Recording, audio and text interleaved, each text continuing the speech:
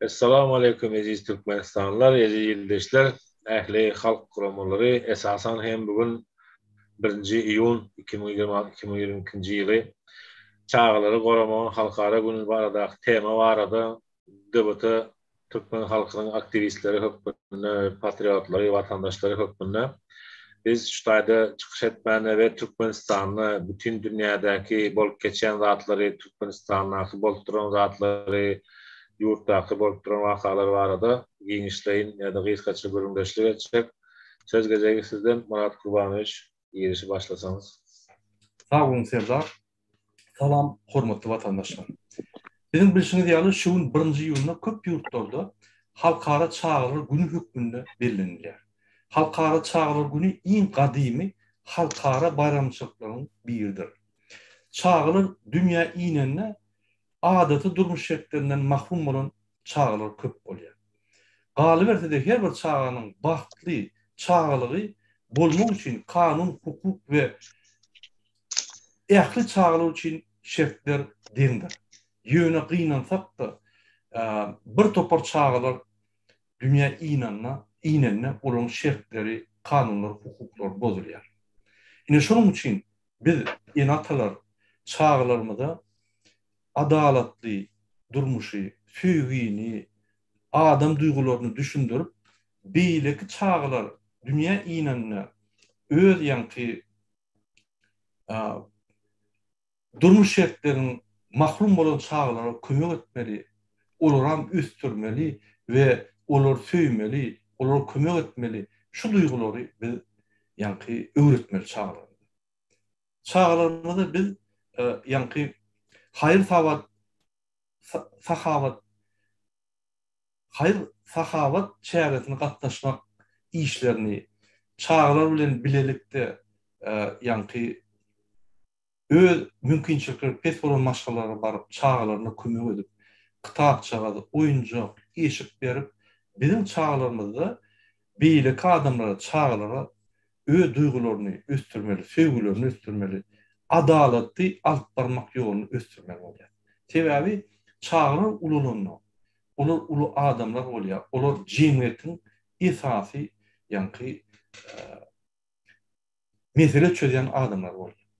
Ine şol adamlar egerde bagtly, adalatly, söýgü bilen ulandyran bolsa, onda agresiýa, uruşlar, adalatsızlyklar az bolar. Onda dünýäde söýgü, adalatlyk, adam söýgülük duýgulary öser de bizim dünýämiz bagtly, garmoniýada bolar. Şoň üçin gelin hormatly watandaşlar, çağrılary goraly. Egerde çağrılar kösenýän bolsa, egerde olaryň şertleri, ýa hukuklary bozulýan bolsa, olara kömek edelim. Biz çağrılary her wagt goramal. Sağ olun Serdar. Sağ olun Murat Beyçeviç.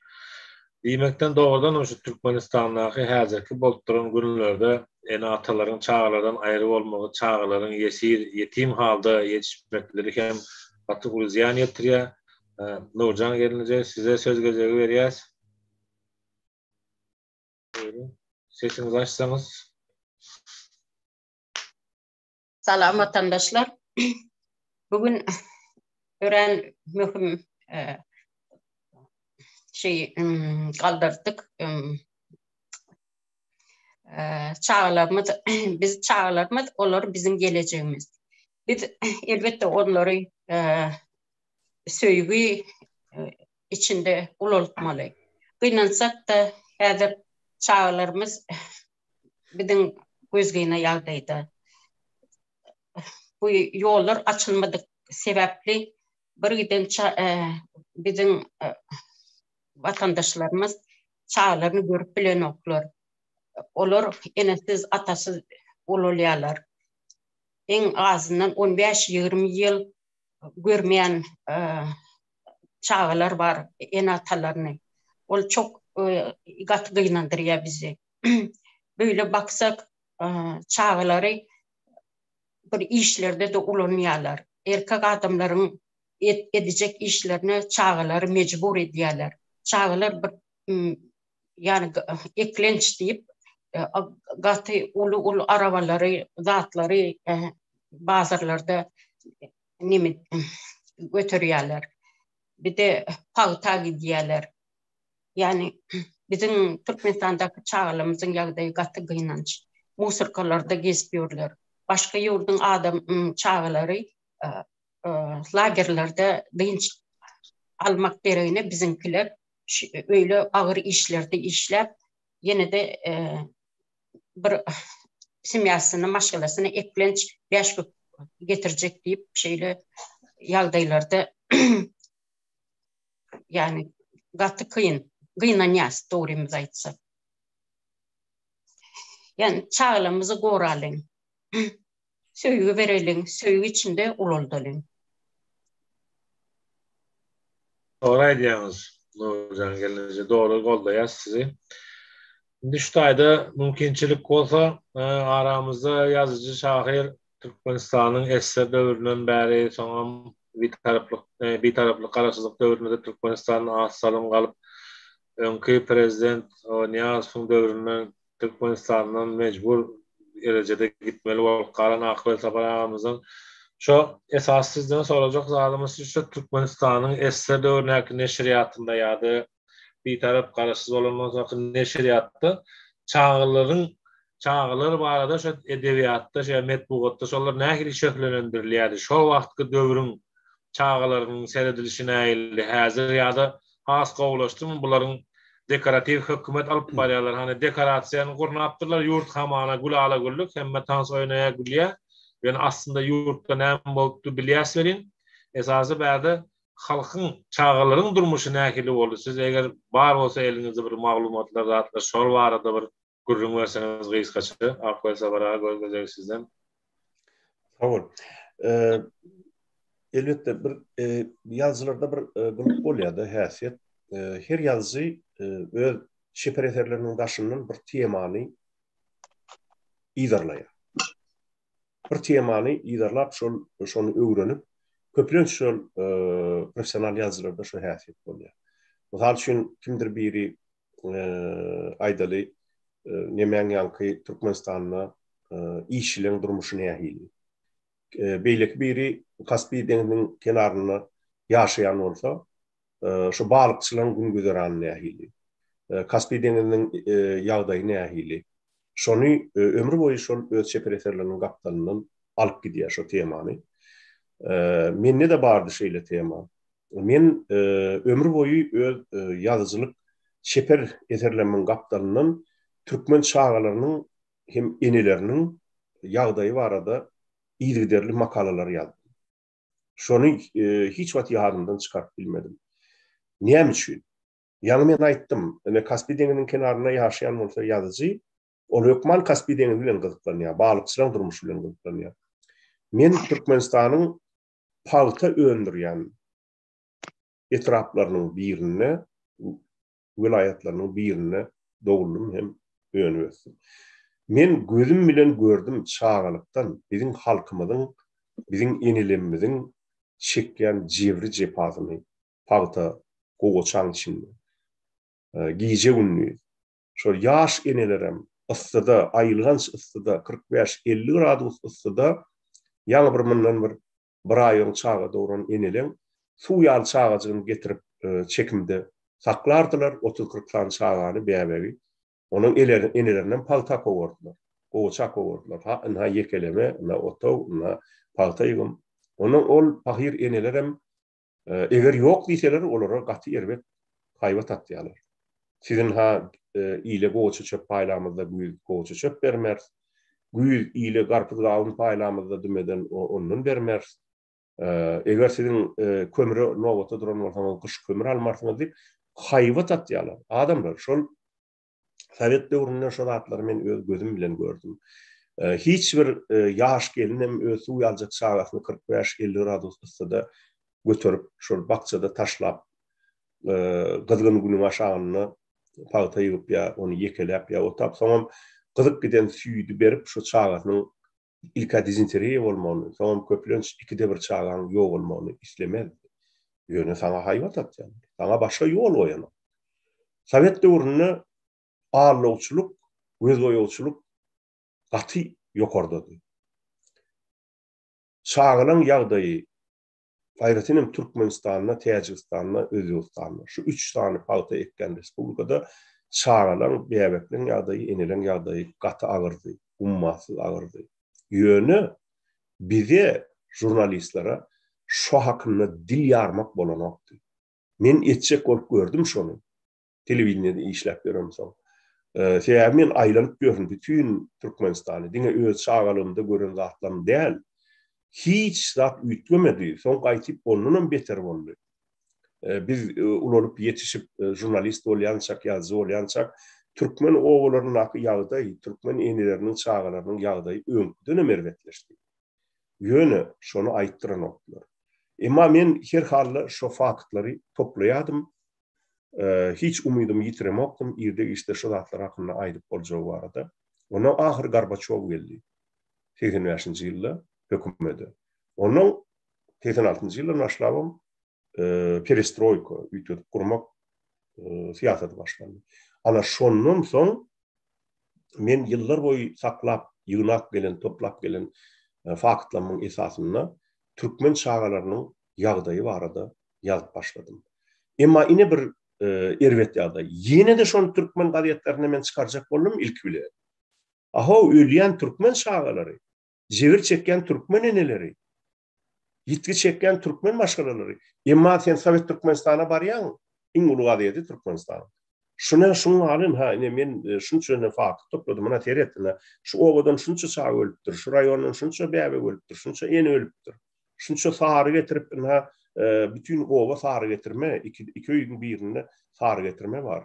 Gyrlyp gutorup barýan millet diýip neme diýen? Yo, bu galatlar olýa, o käbir nemelerdir, käbir faktlardır diýe. Ol umumyň ýagdaý gowa diýe, türkmen halky öňe barýar kommunizm bolady. Eden oklup çykaran oklup. Ýene bir gazeta barýan, olaram korkýa hemme. Senzura da geçiren. Onuň birinji gerek, ha şol perestroyka döwründe şuna ümit berin.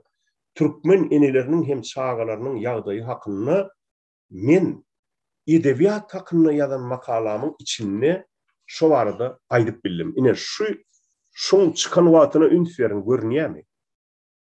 1987-nji ýylyň 5-nji dekabr şu. Ýalňyşmasam 9-njy dekabr hawad. 9-njy dekabr. Şu bütün Soýuz literaturnaý gazeta nemede Sowet Soýuzyna iň awraýly gazetdi.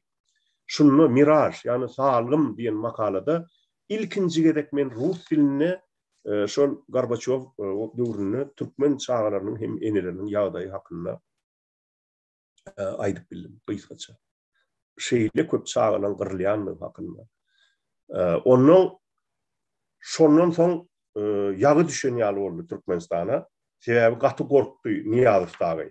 Onuň menim şol aljanlykdan peýdalanyp türkmen gazetine de çykaryp bildim. Ýöne biraz soňra perestroyka hasam güýçlenen soň ana şu neme ümit berin. Şu material nemede çykdy. 1989-njy ýylyň 10 martynda çykdy ine. Şu ady adyny okap bolýanlar diýip men umyd edýär. Ine onuň ady Hedretler Respublikamyzda çağa ölüm. Ine şu makalada men soňky 5 ýylyň dowamynda, 4 ýylyň dowamynda ölen bäbekliň sanyny her ýylda näçe san çağa ölüpdir. Mesela 1986-njy ýylda Türkmenistanyna ýaşyna ýetmedik çağalaryň 7900-y, 1987-nji ýylda 7153 ýok bolupdy. 1988-nji ýylyň diňe başky 7 aýynyň içinde ýok bolan çağalaryň sany 3753-e ýetdi. Şeýlelikde 2,5 ýylyň içinde türkmen ýylyna dowulan çağalaryň 17916-sy bir ýaşynda ýetmäke ýagty jahan bilen hoşlaşmaly bolupdyrlar. Şu onuň men bir deňeşdirme getirdim de şu aýda. Deňek görýän bolan Beýik Watançylyk urşy 4 ýyl dowam edýär. Şu Beýik Watançylyk urşy ýyllaryna ölen, wepat bolan türkmen eskerleriniň sany bilen iň bir parahat döwür diýilýän şol 80-nji ýyllarda şu 4 ýylyň içinde ölen çağalaryň sany şoňa tas barabar Ödem bir yaşına yetmedik bäbeklen. Bu niye men görkezýär? Bir Türkmen milletinin millet hökmünde, etnos hökmünde köküne palta urlanmagyny görkezýär. Şu hatlar çıkan soň hökümet şeýle bir yaga düşdi. Men töwerek daşymda ýanky meni düşman edip görkezjek bolup, bir Amerikan Merkez razvedka gulluğuna hizmet edýär. Şoň içe alsy. Ana diýip men garşyma giden nemeleri ähli ýygnap, ýanky Aşgabatda ýygnap, Çerjewdenam, Mardanam, Krasnovodskdanam, Daşowdanam ähli rayon gazetlerine çenni ýygnap, şonuň baş redaktorlaryny, ornatary redaktorlaryny ýygnap, hiç wagtçy Ak Muhammed Göltaparyň makalasyny çykaraýman, şoňa meňdeş makalalara ýol bermäň, ol daşary urdun şpiony, içalsy, ol Sovet Soýuzyny ýykjak bolýar diýip, hut Niýazowyň özi öňüne çykyş edýär, şo redaktorlar. Şeýle derejede gorkdular hakykatdan. Sebäbi gidere yer ýok. Bu faktlary men Minzdrawdan aldım. Onuň Tatyana Nikolenko diýip bir progressiv pikirli bir işgär berdi maňa. Sebäbi olarda statistika bar, ýöne gizleýärler. Şo gizliň statistikany maňa berdiler, menem şonu ýelmedim şu makalada. Ine şeýtdirmem men şu çağılan hem eneden durmuşy urnaky göreşim başlandy. Ondan soň meni halk düşman edip görkezip, ine şuňaly bir aýlygan zadam edip görkezseler, menem gaýtym ýene faktlar topladym. Metwotyň etmeli işi şo. Ine sen Serdarýany soraýanda, nähili şöhlenýär şu ýagdaýlar Metwotda diýip. Asıl hiç il şöhlenýär. Hiç il. Bir zat geçirseňem, ine seni düşman, SSR ýykjak bolýan adam, baryp ýatan bir halk düşmany, bir nejit adam edip görkezýär. Men etjek bolýan adam, diňe ýa men şo wagt Niýazowyň işinem gitmegine islämokdum. Men oňaly niýetim ýokdy. Men diňe şu zatdan düzelmegini isleýärdim. Niýazowyň türkmeniň problemasyny Kremliň öňüne goýup, türkmen şagalarynyň hukuklaryny goramagyny isleýärdim. Türkmen şagalary giýje bunu paltaň içinde möörmöjek ýaly elini ýüzüni çaňalaga ýyrtdyryp palta ýygmaly edilýärdi. Sentýabrda okuw başlady edilip ýapylýar mektepler, soňra tä dekabra çenli palta ýygdyrylýar. Okuw okolanokdy, soňra awral ýagdaýda hemme temalary bir günde 3 temadan geçip, bir tapakda 3 temadan geçip okuwdan körçükýär. Şeýdi ben bir ýyl-ýyldan beýleki Sovet respublikalarynyň ýyla alýar. Hemme saglygymyzy ýitirýärdi. Doglan çağalar ölüp, bu üçin 80 promille çenli ýetýän ýeri bardy ölümüň. 80 promille diýmek şu ölüm şeýle ölçülýär-de, professional medisinada, statistikada. 80 promille diýmek her doglan 1000 çağadan 80 santy bir ýaşyna ýetmäke ölýär diýildi bolýar. Ondan soň ölýär çağalar. Ýöne ony halkara, ýa-ni bütün dünýä saglygy saklaýyş guramasy hökmany bir statistika hökmüne talap eden o. Bütün dünýä saglygy goraýyş guramasy diňe bir ýaşyna çenli bolan bäbekleň ölümini hökmany suratda talap edip alýan eken. Ýöne Türkmenistan şonu galplaşdyryp azaldyp berýän eken. Menem şoň hakyky faktlaryny ýelmedim. Ýöne şu meselede soňra men garşyma provokasiýalan köpelmegi bilen men iň güýçli makalalamaň birini Moskovskiy Novosti gazetinde 1990-njy ýylyň 5-nji aprelinde çykardym. Ana şu gazet. Ine şu gazetde adamlar men Daşow vilayetinde Sovet döwründe 1990-njy ýylda açlygyndan ölen bir türkmen şagatynyň suraty bilen çykardym. Meni yalan ýaşyryk zat ýazýan adam hökmünde, yalan zatlar ýazýan adam hökmünde maňa töhmet atmadylar ýaly bir wraçlaň kömegi bilen şu suraty maňa tapyp getirip berdiler. Menem şonu Moskwada çykýan, hem bütün dünýäde okulýan 8 dille çykýan gazetde çykardym. Ine şundan soň men Türkmenistanyna görenim görgü edenim bergi boldy. Şondan soň men yekece edegem arkayın ödöýümde ayağımı dodup çay içip ya nahar yiyip oturmatım yok. Mıddama irim adamly, mıddama ilerlamalar, mıddama hayvat, gorkulmak, töwerek taşymy izolirlediler.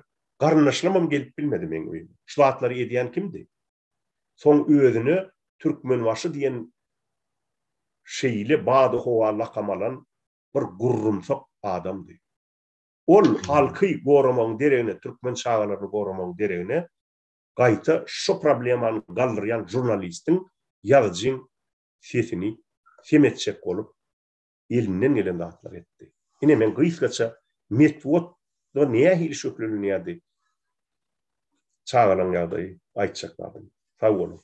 Size de sağ olun, minnettar. Elbette sizin bäde diýeniniz hakykatdan şo hökümetin töhmet, yalan maglumat öňem bar, häzir hem güýçli depkine dowam edýär we bu hem bizim ýurdumyzyň gelejegine, çağalarymyza, halkymyzyň üstünde gynansak hem agyr damgasyny, azyr ýyzyny goýtdy. Ýöne bizim halkymyz batyrdyr, mepdir. İnşallah bunun sonundan çıkarız, çağlarımızı gülü oynatmak müyesser eder yurdumuzda. Söz gezegini Musa dostumuza, Musa doğanımıza verecek bolyan, şu tayda olsa öze.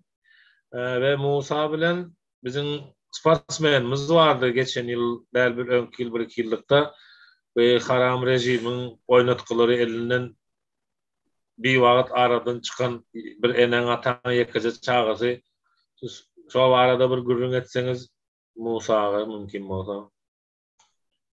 Assalamu alaikum vatandaşlar. Bugün hakikaten bir çağların halkara derecede çağların goramak gününde katı gynançly Türkmenistanda katastrofa geçipdi. Katastrofa geçende ilkinci ejiz gatlyklar hasam ağıram düşýärdi. Pensionerler var, ayal maşgalalar var, çağlar var. Pensionerler kesellep dermanını alıp bilmän durmuşdan doyup ölüp gidýärler. Ayallar bir näme bolsa da zorlu cezawar edilýär. Olaryň bir günni görýärler, emma çağlar ine yazıcımız aýdyp berdi. Nähili ýagdaýlara, agyr ýagdaýlara düşýärler. Men şonu tasdiklaýan, men raýonda, etrapda, hastahanada işlärde eneler gelýär. Eneler ne imitiýär, palnatsan imitiýärler, biolog, minerally imitiýmen, şol süýdünde minerallar, vitaminler, proteinler ýok. Dol derecede. Ondan çağası kesel bolýar. Ýa-da şol ıssy döwründe paxta gidýärler, ýa mal bakýarlar, şol gelýär çağasyny emdirýär, ondan çağı 1 ay, 2 ay ize çekilýär. Şol wagtda çağı belli bir derecede ösmese, ondan soň yetip bilmeýär şol çağı öz deňdüşlerini. Gaty gynanýar çağlar kırılıp bar ýa-da Türkmen halky, Türkmenistanyň halky. Ondan daşary şäherde işlärde wagtynda şu ayal maşgalalar gelýär, abort etdirmän. Entek çağa doğulmanka ýem janyny mahrum edilip ýol musraýaly edilýär-de. Onu sebäbini soraýan, bir çağım var yeterlik, ikincisini eklemene ýagdaýym ýok. Türkiýe gitjek, çağımı yeke goýup gidýän diýip çağlar hasam şol zat edilýär, basıly, ruhy basılýar. Ula adamlar näme bolsa da bir çykalysyny tapýarlar, ýöne çağlar ata-enesine mahrum bolýarlar, ata-enesiniň rehminden, söýgüsine mahrum bolup hasam gün çok gün bolýarlar. Uly yetkinjeklik ýaşyna ýetende onlar suýsuda öz janyna kast etmäne ýoluna düşýärler. Bizim Türkmenistanda gaty köp şonýal ýagdaýlar. Sebäbi bir söýgüden mahrum bolan adamlar hiç ýyl güýç alyp bilmeýärler, hiç ýerden. Hadis vardı. Enesinden çağını enesinden ayırmalı. Kim ayırsa da kıyamet gününe şol sögülüsünden ayrı bolar deyip.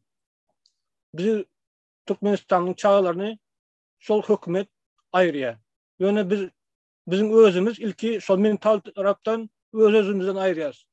Şol Türkiye gitsek $100 versem şol yeterlik bolar mı deyip. Aydiyas ama $100 material serişteler çağın gözüne görünmeye. Ola ene mehri gerek bolýar.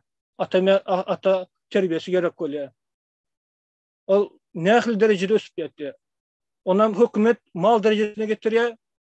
Ne bir terbiye berýär, zombiye öwrýär, haýwany robota öwrýär. Biz öz aktiv grajdan borjumuzy, atayna borjumuzy ýerine ýetirmeli. Hökmen suratda şu garşylyk görkezmeli. Sol haramzada çağları şeýle ýagdaýa ýetirýän adamlary garşylyk görkezmeli. Ve egerde öňüne çykmasak bizim halk ýitip barýar. Ine arada Kronik Türkmenistany makala çıktı. Sonra statistika getirildi.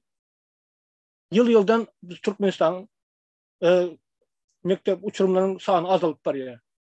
2019-njy ýylda iň maksimal migrasiýanyň iň maksimal derejesine ýetdi de 100 000 aňryk geçti. Ondan soň 2020-de şol ýollar ýapyldy. Şol näçe çağa aňyrda Türkmenistanda ýetim galýar. Ata-enesi bar ýa Türkiýede ýa ölüp gidýärler, gaýdyp bilmän. Ne atası enesine haber bar. Gadırlı vatandaşlar.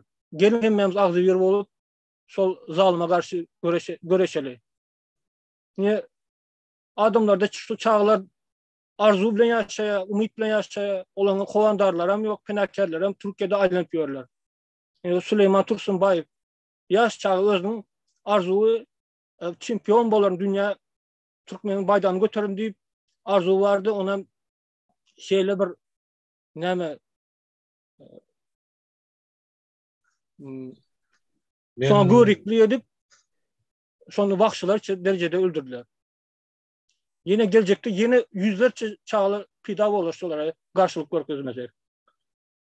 Yeni bir yere çağıran vatandaşlar göreşeli, zalıma karşı göreşeli. Bizim mukaddes borcumuz bu. Sağ olun. Sağ olun Musa ağa, size de aydınlarınız için. Şimdi şu tayda gatnaşyjylaryň arasynda sevgili, hormatly gelinejemiz, daýjamız, hem apamız hem enemiz Fatma apamız var. Size söz gezegini berýäs. Fatma apa buyurun. Assalamu aleykum vatandaşlar. Bugün bizlerin çağlarımız, neverelerimizin deniz aşitası. Ama bizim Türkmenistan'da kellesine geleni edip yöreptiler. Ama bunun önüne çıkmalı halk bolup, ağzı bir bolup. Bu nerinin gepi? Kaysi dünyada var? Bununki bizzat. Çağlarımızda hiç nime yok. Çağlar kak palajını vitaminleri almıydı. Hem mezat kımmat. Ama köpeğin en atası yurt dışında. En atasına zor beçeler. Mesela benim neverelerim, ben görüntülü görüşemem. Ana neverelerim ketteldi. Alacımız yok. Ama nasip olsa uzağa bir yılda ben gidemem Türkmenistan'a. Son görsünler. İnşallah. İnşallah. Kimin bilen kandak görüşmelisini görsünler. Son arzuma yetip işlerimi bitireyim. Ben son yola düşemem. Özleri ön baranda bana etti ya. Sizi bisplatını uçuramız dedi. Görelim beni kandak bisplatını uçuradılar. Allah kabul etsin niyetinizi. O. Sakon sonunu dinlep bunların sonuna çabarmalı ama vaktinde bizler hem ketteldik, bizler hem beçep olduk. 1. iyunu kandak praznik edip bellerttik bizler. Beçelerimize şonda belledik. Hazır neverelerimize belle bilemiz yok. 1. iyun desen nime bu? Kanaka gün dediler, bilmediler hazırki beçeler. Ama bunların önünü almalı. Bunların yolunu kesmesek olmaydı. Halk olup, ağzı bir olup hemmemiz bir nimeden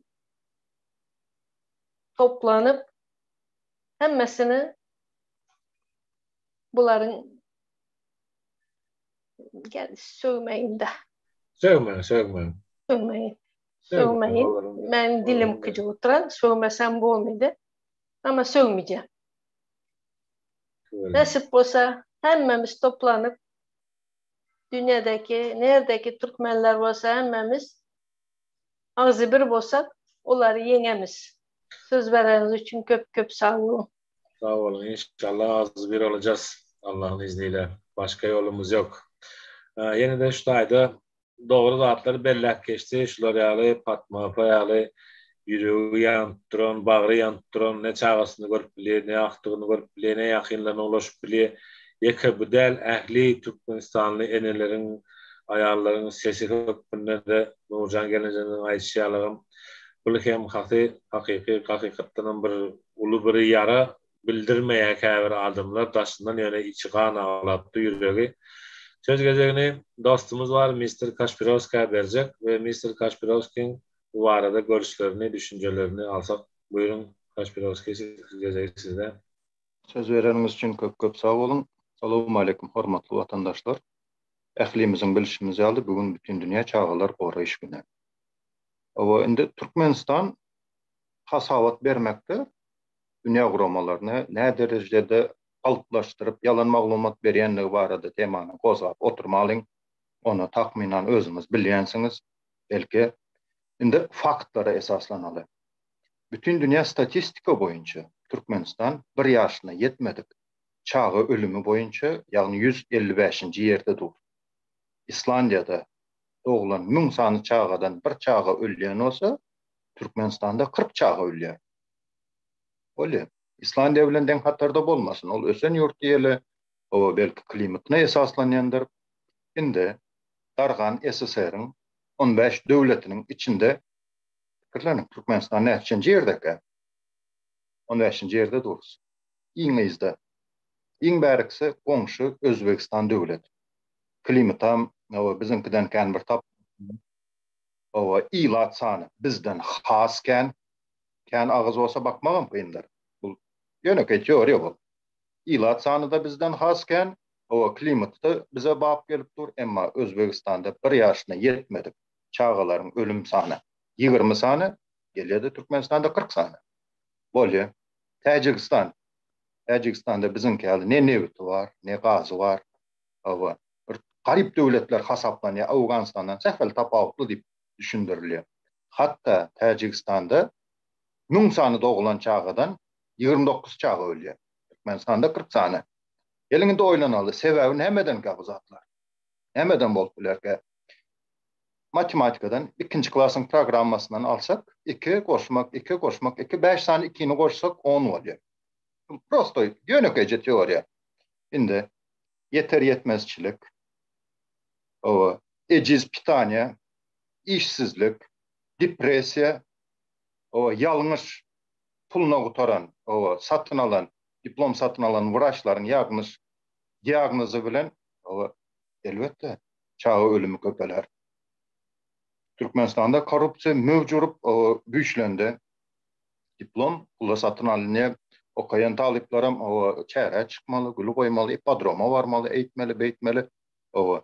Bilim öldü. Ne ol? Son normal diagnoz koyup bilmese, talaba layık diagnoz koyup bilmese, entek çağı ejesinin karnında dövüre. Çağı palnatsının doğulmaz. Yine korrupsiyanın göre oturan hasılı. Korrupsiyanın beri oturan hasılı. Yine neticelere.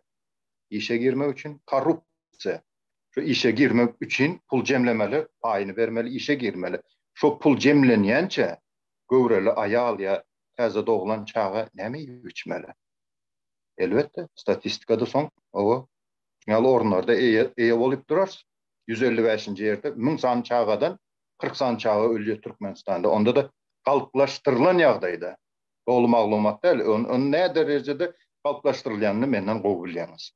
Fakta esaslananda ana şu görkezjeni häzir görüp dururuz biz. 155-nji ýerde. Näme diýmek? Türkmenistan hökümeti şu korrupsiýa alanyňyzda şul çağalarynyň rızkyny kesip şolara iýdirmän, içirmän, getirip maňa berip otur diýip şu pulu alyp çağalaryňyzy näde bidirip bilýäňiz? Näde damagyndan geçýär şu çağalaryňyz? Bu bir iman diýen düşünje, bir Allah, insanperwerlik, bir halka bolan bir ynam, bir hormat diýen zat galmadymy Türkmenistan hökümeti? Ne derece bardyk biz? Azerbaycanda da bizden kän bir tapawut ýok şu halkyň resurslar awatynda gurrungaçsa. Emma şolaryň görkezçisi bizden gaty öňde. Näme diýmek bol? Hem Türkmenistan'ı genocide berip doğulu halkı kırmak mı maksadınız? Plan proyektiniz şolmuş. Olmasa çıkın açık aydın. Bizim plan proyektimiz halkı kırmak. O şunun uğruna biz tağalaydı o terstip. O informasiya verin onda. Eğer maksadınız şo olanırsa. Ne buluş bu?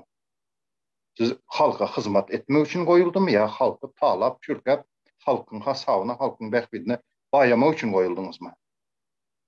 Şu zatlar var arada bir geçirin bir güründeşlik mi zat mı? Biz bir anığına yeterli. Bu etken işleriniz hiçbir noktayı nazardan seyretsek talaba layık dengelen ak. Yine şu zatlara aydıp bilen adamlara ana vatan dönüğü, teröristler, yine bir zatlar yine bir görler, elabeterler deyip ad takıyorsunuz.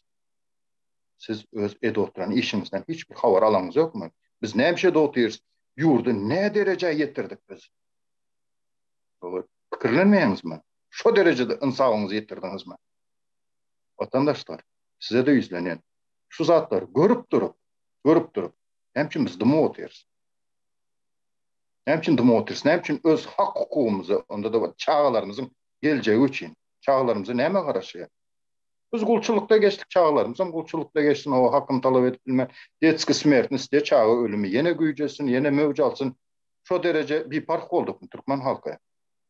Tarihte biz beyle deldik. Tarih okak verin. Türkmenin tarihinde hiçbir vakt bu derece düşen değildir Türkmen halkı. El okşap, iki kilpil salam verip, Türkmen'den Allah'ın önünde namaza duranda ilgilendir. Unutmayın şu zatları.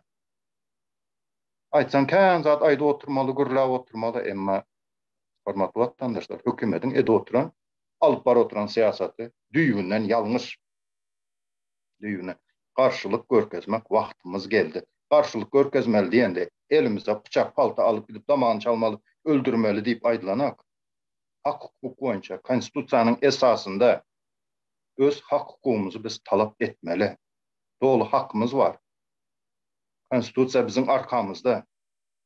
Dinleyecek yeremken açına çeli dıma oturuyoruz. Makul bilseniz, pajalsta dımın oturun. Hayrat edin, hareket edin.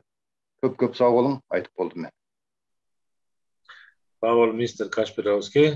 O zatlara değindin, doğru zatlara ayttın.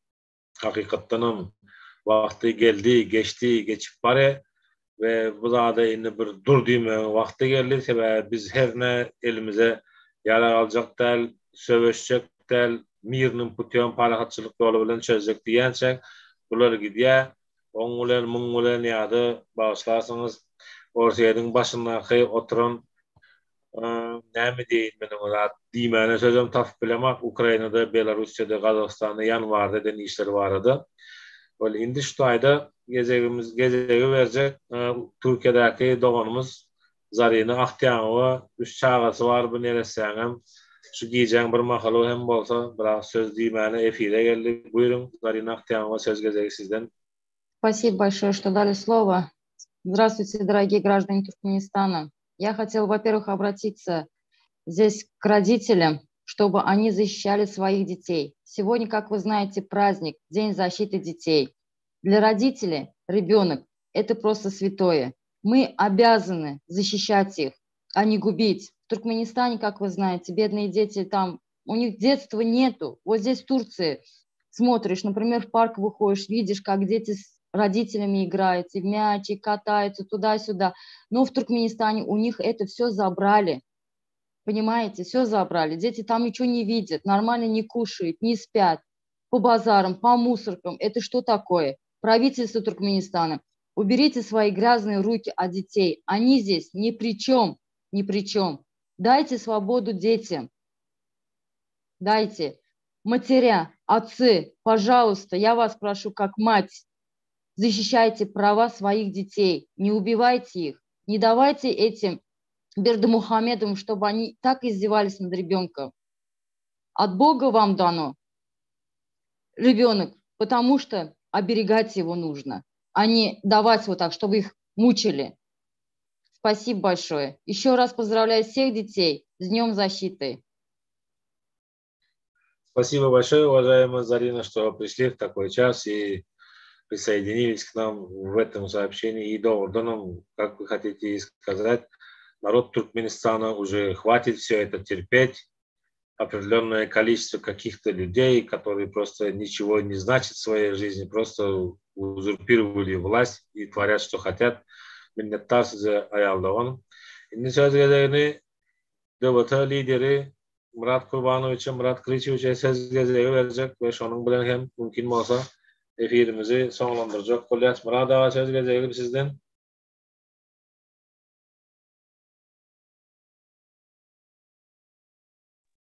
Sesini açın Murat ağa. Mikrofonunu yap Murat ağa. Başlan. Sağ olun Serdar. Söz vereniz için yine uğrayarak. Men öz sözümü Rusça cemlayen tiyabide bütün dünya kurumları var bu. Orada düşünüklерак buraya alayım. Здравствуйте, уважаемые туркменистанцы и гости нашего канала. Сегодня мы проводим специальное Zoom-собрание, посвященное 1 июня, День защиты прав ребенка. Как вы знаете, права ребенка, обычные условия ребенка нарушаются во многих странах, но в Туркменистане он нарушается в огромных количествах. Поэтому мы сегодня поговорим о Туркменистане. Если вы наблюдаете за всеми делами, происходящими в Туркменистане, вы видели два видеокадра. Первый видеокадр: одна женщина, если я не ошибаюсь, в Ливанском вилаяте, вышла и села посредине дороги, посредине улицы. Ее полицейские хотели стащить с этой улицы, она осталась и сказала: никуда не пойду, я хочу умереть. Потому что мои дети больные, я не знаю, как их кормить, я не знаю, как лекарства купить, я не знаю вообще, как жить. Я уже устала, я не могу. Помогите. Естественно, никто не помог. Естественно, этой женщине не помогли, а наоборот наказали.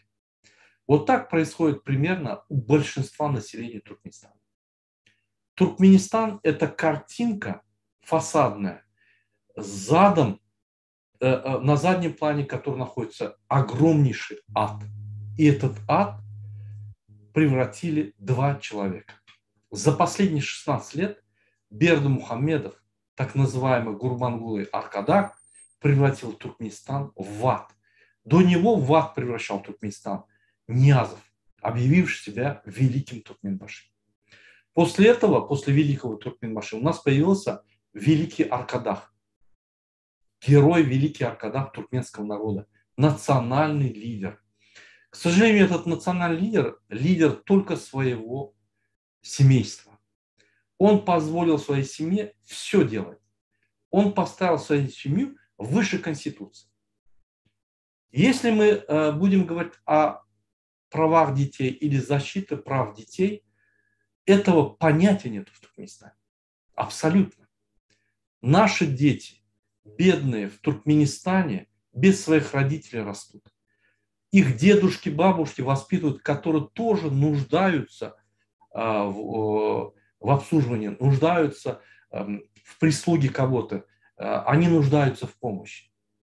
Их родители вынуждены были уехать в Турцию, чтобы поддержать свою семью, чтобы вырастить своего ребенка, чтобы оказать материальную помощь и найти эту материальную помощь. Может быть, для вас это невообразимо, но более 1,5 миллиона человек, туркменистанцев, здорового населения, обычно это родители, находятся за пределами Туркменистана. Как трудовые мигранты, днем и ночью работают.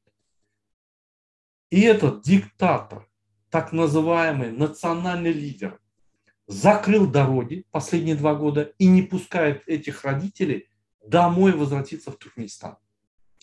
Не позволяет этим детям увидеть своих родителей, получать воспитание нормальное или нормальные условия жизни, быть защищенными, получать ласку и любовь своих родителей.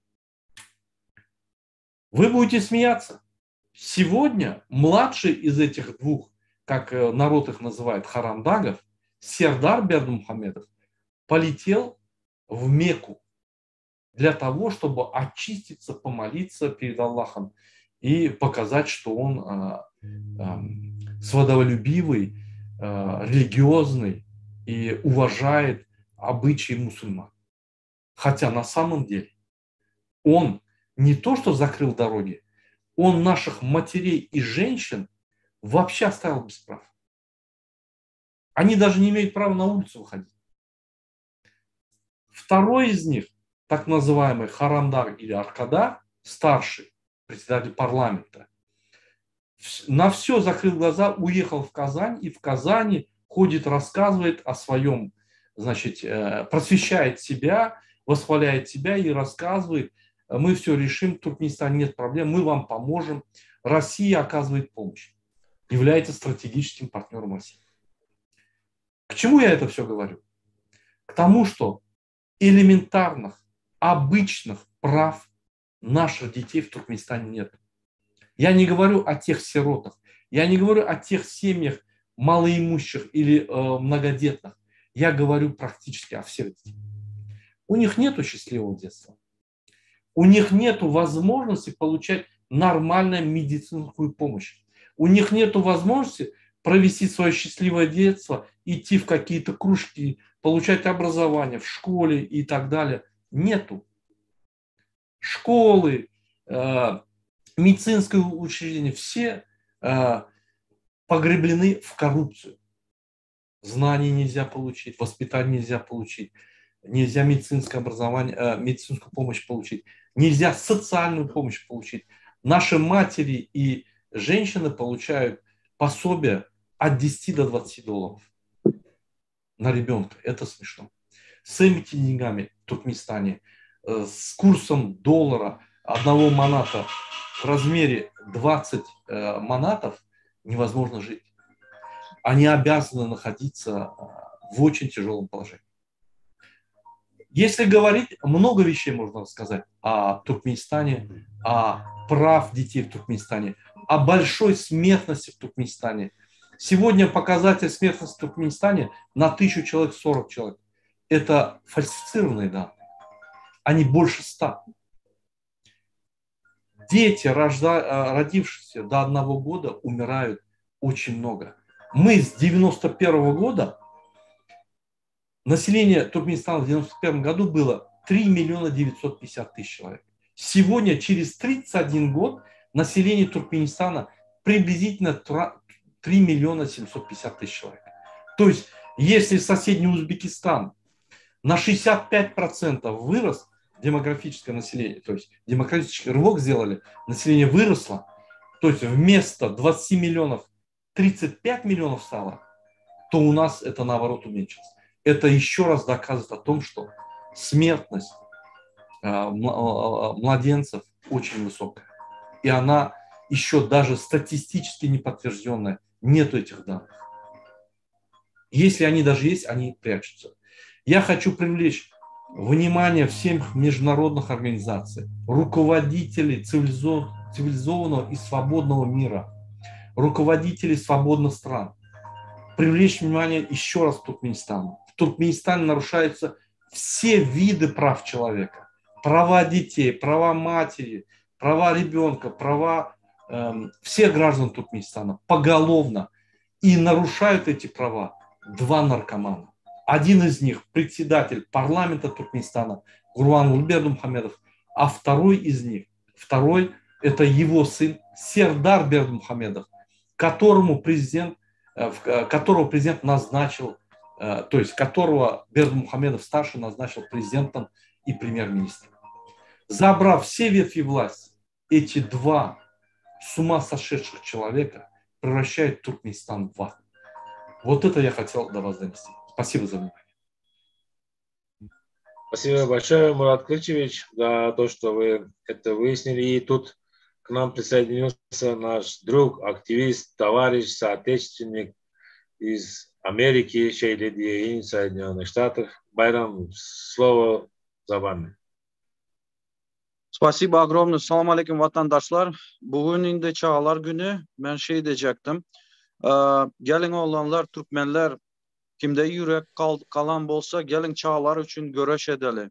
İze yol yok. Gelin olanlar, bizim çağlar hakiki trudный положениеда şu an. Медицина yok Türkmenistan'da. Sosyal услугалар yok. Смертность, yaman köp adamlar ölüp var ya. Şunun için biz eğer de ize çekilsek olaram kul bolup galya. İze çekilmeyeli. Olanlar siz ulakan adamlar, Türkmenler. Olar için eyyam uje bizim çağlar için eyyam uje ovadan depe tayar, türmeler tayar. Ova medisinalar yaman medisinalar tayar. Uje hem mezat tayar ediptiler bizim çağlar için. Gelin görüşeli adamlar. Bize yol yok. Din öňe hareket. Bugün hem zat aytacaktım. 500 çağa ölüptür Ukrayna'da. Görüyorsunuz mu? Putin diktatör 500 adamı öldürüptür.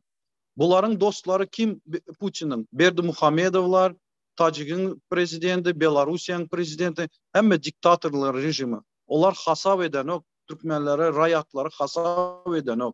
Gelin Türkmenler, başka canı yok bizde. Bu dünya başka meselem ikinci safar gelmeyez. Gelin rahat edeli. Türkmenistan'a rahat edeli. Öz çağlar için koyalış o zatları. Gelin Türkmenler. Sağ olun. Sağ ol Bayram. Gatay doğru zatlar belli geçtiniz. Hakikaten biz eğer şu ömrümüzden şu berilen canının amanat canından bir peydalanıp yurdumuzu, vatanımızın geleceği için, çağlarımız için özümüz hareket etmesek bu Putinski rejimler Srednya Aziyanın başındakılar bolsun ya Putlerin özü olsun Putler diyeler ama bazı viviskalar var hemmede dünyada özünü görkezleme taraftan ve bizim rejim Türkmenistan'daki rejimi Kurbanguly Berdimuhamedovlar ve yanaklarının dolu goldayandığını ma'lum boldy yakynla. Oğlunu hem çağırdı. Şonun için eziz Türkmenistan'ın halkı. Biz eğer yurtta, asuda yurtta, parahat yurtta, bol elinçilikte, bakta, rovaşlıkta yaşamak isteyen bolsak, biz bunların sonuna çıkmalı. Allah nesip edenden sebebi Bayram dostumuzun belleşiyali çağlarımıza belki bize bilemize aklayan olacak. Her kim bir yola çıktı. Bize yola çıktık.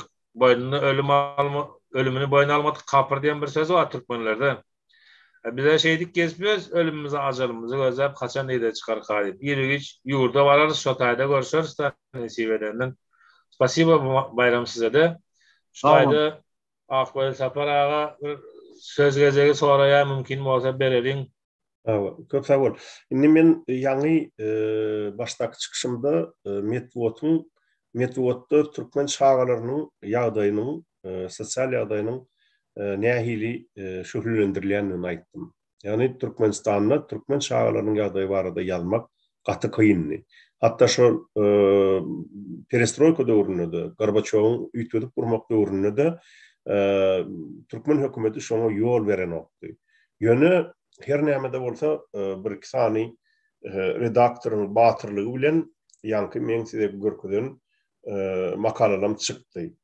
Ýöne gynansaňam Türkmen ýazgylary, Türkmen jurnalistleri şol mümkinçilikden bir şalaja bir şaşylanma da şonun peýdalanmakdan çekindiler, gorkdular. Şol sebäpden hem mühim wagt ellen berildi.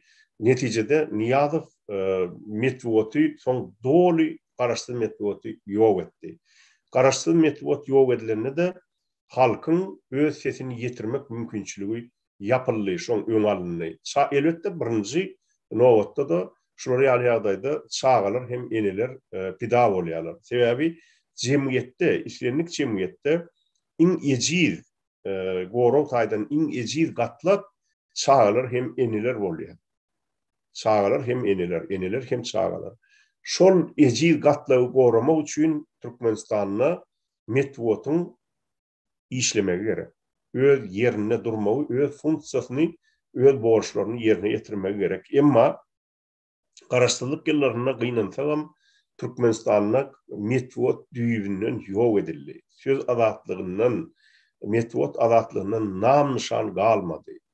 Netijede Türkmeniň ýagdaýy, Türkmen çağalarynyň ýagdaýy häzir Sowet döwründäkidenem agyr.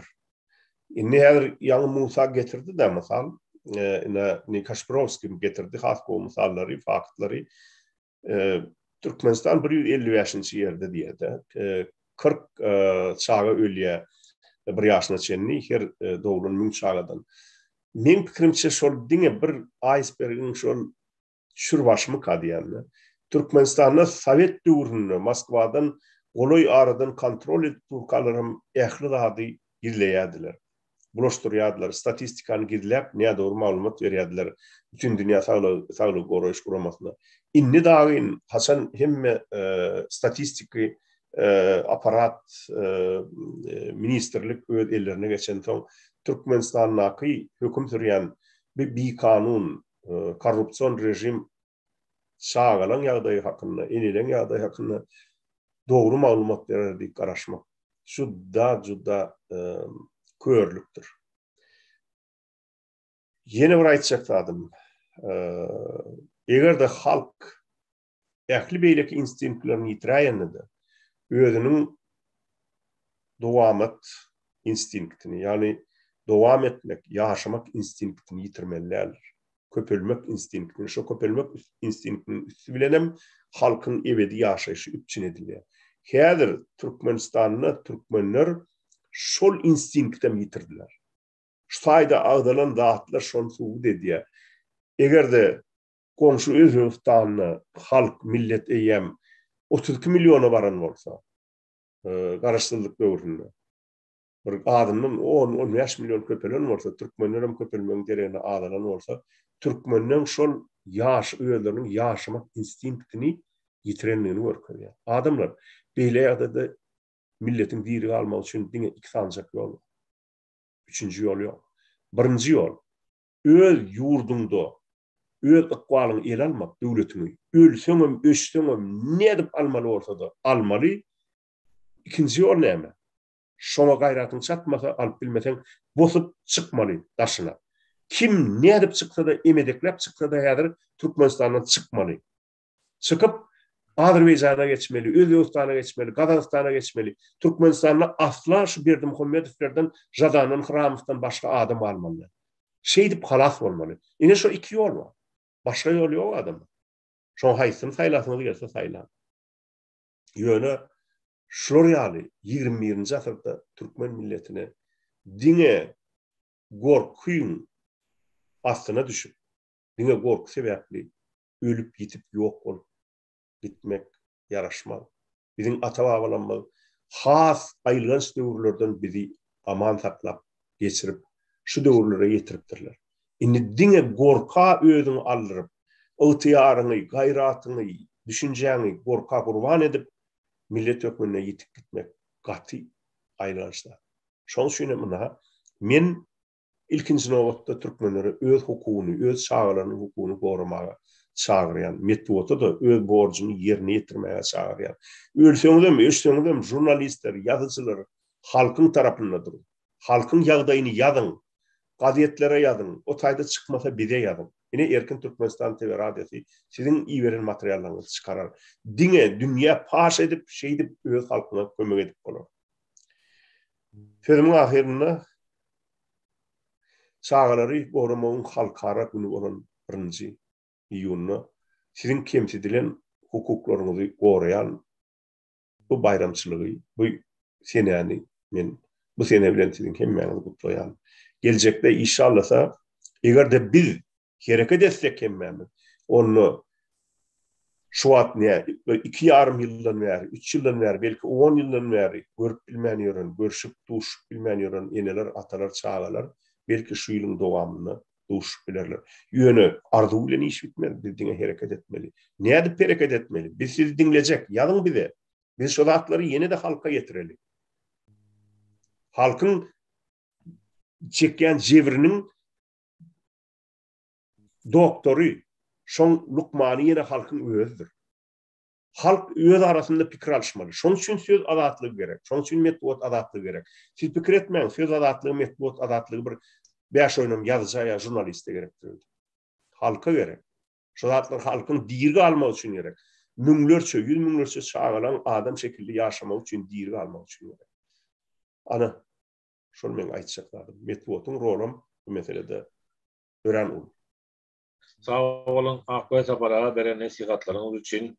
Sağ olun. İnşallah Türkmenistanyň halky dogry karara berer, bir ýere bizi baglar nesip edenden mahmulup Puragyň aýtýaly hakykatdanam. Ve şol baglasak bir ýere biri zarbanı koyarız harangulyn başına diýenler. Onda eziz ildeşler, gatnaşyjylar hemmeňize minnetdarlyk bildirýär. Ýene de soňky sözi DBT lideri Murat Kılıçeviç'e berjek. Şonuň bilen hem efirimizi gotarýas. Minnetdar, sag bolun. Bildiğinizi bir kuşan yakina Türkmenistan nesip bolsa Türkmen halkynyň eline geçecekdir. Şoňa inanyň. Sag bolun Serdar. Hormatly vatandaşlar, ine şu gün biz şu ýerde aktivistler bilen üýüşdik. Bizim ýazyjymyzy, bizim şahyrymyzy, bizim jurnalistimizi çağırdyk. Bizim bilen pikirlerini aýtmak üçin. Hormatly ayal eneler, gyýlar, hormatly enatalar. Biz size ýülenýäs. Sizin çağlarınız geljegi. Sizin çağlarınız başlan. Sizin çağlarınızın geljek ýaşaşy size bagly. Şoň üçin şu bütün dünýä halkara çağlar gowrulmak günü bilen biz sizi hem gutlaýar hem şu günü zerarly öz duýgularyňyzy, öz çağlaryňyzy duýgularyňyzy ýatlap çağlaryňyzy gowrulmagy sizi çağırýar. Biz her kim öz çağlarymyz üçin ýaşaýar. Bizim her ýerimiz çağlarymyza geljek durmuşy berja etmeli ve geljek durmuşy konstruktiw etmeli. Başga ýol ýokdur. Olmasa baxtym bolmaz. Men Akil Saparan diýen sözler bilen alanşam. Egerde biz galbilmesek, onu biz özümüz halas etmeli. Emedekler çıkmalı bolyn, çağlaryna Türkmenistan'a çıkmalı. Ýöne Türkmen hiç wagtdan gaçmady ýoldan. Her wagt görüşüp geldi. Her wagt ýeňilemeli. Şoň üçin biz görüşmeli durmaly. Men şul bizim gepleşigimizde gatnaşan hemme bizim aktivistlerimize, Türkmen graždanlaryna, graždan aktivistlara, bizim şahyrymyza, bizim ýazyjymyza, jurnalistimize sag bolsun diýen. Serdar sag bolun, ýygyna galyp barşyňyza we bizim halkymyň ömründe şu ýaly gepleşikler gurunýanyňyza köp sag bolun. Sag bolun vatandaşlar. Sag bolun vatandaşlar, minnetdar hemmeňize. Alykda görüşelim.